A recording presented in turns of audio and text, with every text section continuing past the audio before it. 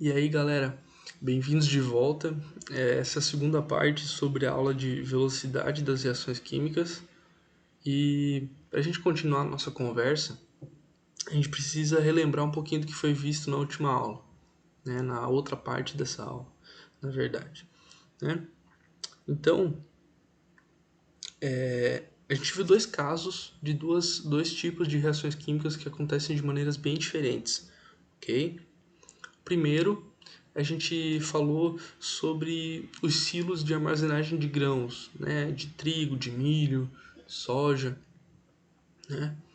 Eles armazenam partículas muito pequenas, né? Por vezes esses grãos eles acabam gerando algum tipo de pó, né, uma poeira, ou mesmo eles são triturados, né? E eles geram partículas muito pequenas, extremamente inflamáveis, né? Que podem incendiar um silo em questão de segundos, tá?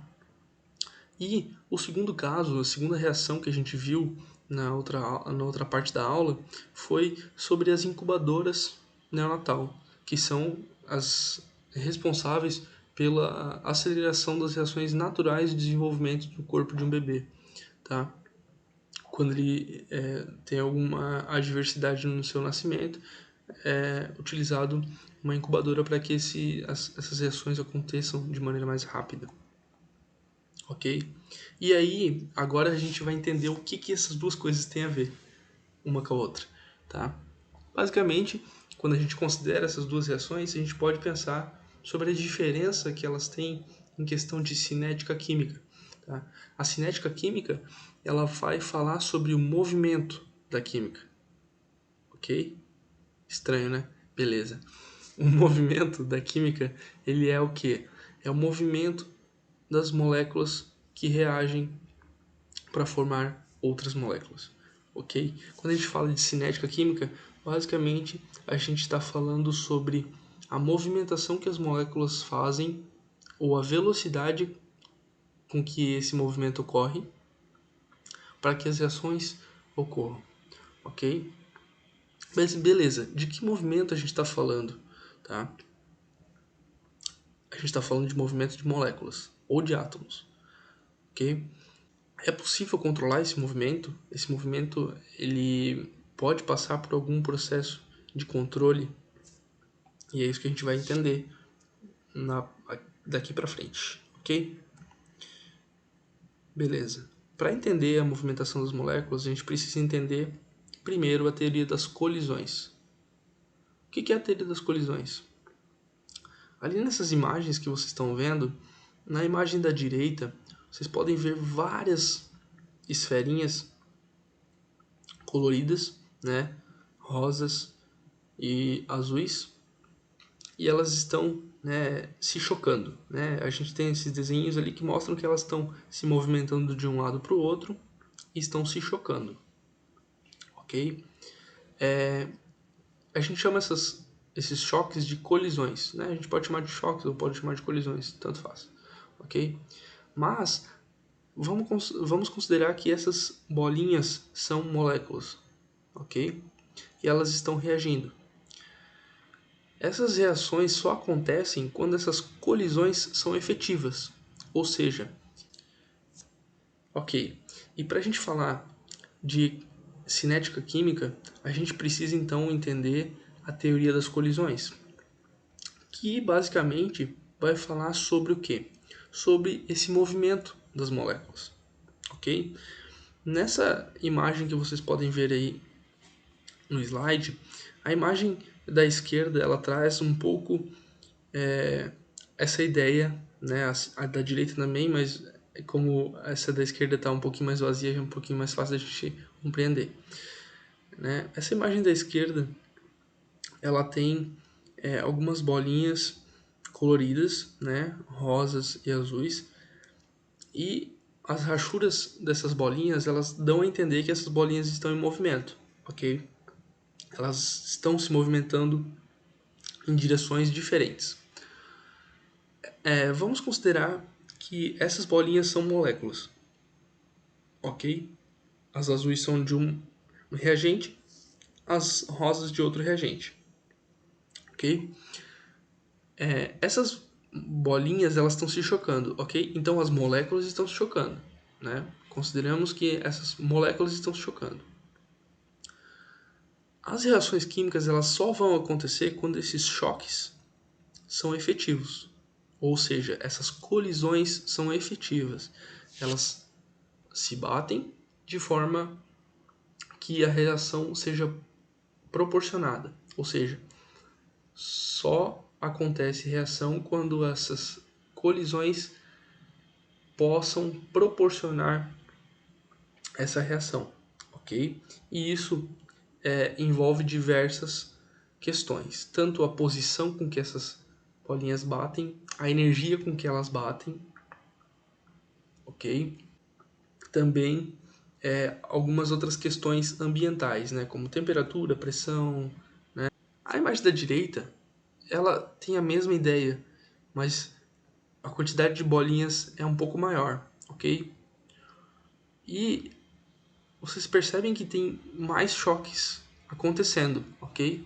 Então a gente pode pensar que quanto maior o número de moléculas, maior a probabilidade de colisões efetivas. Ou seja, se eu tenho um maior número de reagentes, é tendência de que essa reação aconteça de maneira mais efetiva. Ou seja, eu tenho mais formação de produto. Ok? Ou seja, mais reagente, mais produto. Mais colisões efetivas, mais produto. Ok? Beleza. Mas e os fatores que alteram a velocidade das reações químicas? Né? Quais são? Né? O primeiro que a gente precisa pensar é o de temperatura. Quanto maior a agitação das partículas, maior a chance de colisões efetivas. Quanto maior a quantidade de colisões efetivas, maior a rapidez dessa reação. Ok? É um pensamento bem lógico. Eu aumento a movimentação, aumenta choque. Aumenta o choque, aumenta a reação. Beleza? Isso a gente pode comprovar pensando numa cesta de frutas. Uma cesta de frutas, quando ela está ali no ambiente aberto, temperatura ambiente, a tendência é que ela apodreça de maneira rápida, né? Rápida relativamente falando. Mas quando a gente refrigera essas frutas, a tendência é com que elas se degradem de maneira muito mais lenta, né? Ou seja, a vida útil dessas frutas passa a ser muito maior, porque você tem uma agitação menor dessas moléculas e, consequentemente, a reação de degradação dessas moléculas ela vai ser retardada, ok? O segundo fator que altera a velocidade de uma reação é a concentração dos reagentes, beleza? E aí é que começa a aparecer as questões que eu tinha prometido para vocês lá na aula anterior. A incubadora, ela proporciona um ambiente extremamente rico em oxigênio para o bebê que está dentro dela, ok? E por conta disso, como você aumenta a quantidade de reagente que você tem para uma reação, você faz com que a chance de que esse oxigênio seja capturado por essa criança e reaja no seu corpo, essa chance passa a ser muito maior, né? Então, você tem mais colisões efetivas nesse caso, você tem mais absorção de oxigênio e esse oxigênio está mais disponível para a reação. Ou seja, você tem uma maior velocidade nessa reação química. E é por isso que as incubadoras são utilizadas. Você proporciona um ambiente favorável com grande quantidade de reagente para que essas reações aconteçam de maneira mais rápida, ok? De maneira semelhante, quando a gente fala em colisões, a superfície de contato também vai atuar com relação à velocidade das reações químicas. Tá? Quando eu coloco fogo, ou quando eu faço alguma reação de combustão, eu preciso de oxigênio. Tá? E a parte interna ali que está empilhada dessas madeiras, ela não está em contato com o oxigênio. Ou seja, ela não vai queimar, ok? Ela vai queimar as partes externas primeiro e a partir do momento que essa parte interna tenha contato com o oxigênio, o fogo pode se propagar ali pelo meio, ok?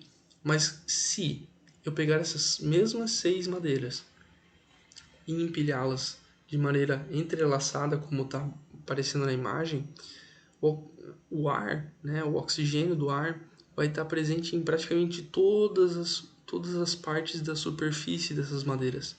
Ou seja, a combustão pode acontecer em todas as direções nesse caso, ok? Então a superfície de contato é basicamente isso. Quando você tem uma maior quantidade de superfície disponível para a reação, essa reação acontece de maneira mais fácil, ok?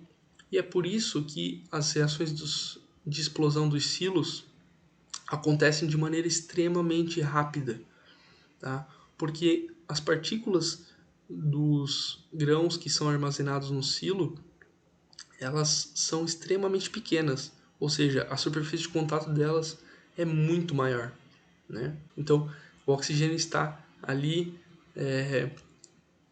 em contato com praticamente todas as partes desses grãos, ok? Né? Então, essas reações acontecem muito rápido. E isso que eu tinha para passar para vocês hoje. Espero que tenham gostado, que tenham se interessado pelo assunto e até a próxima.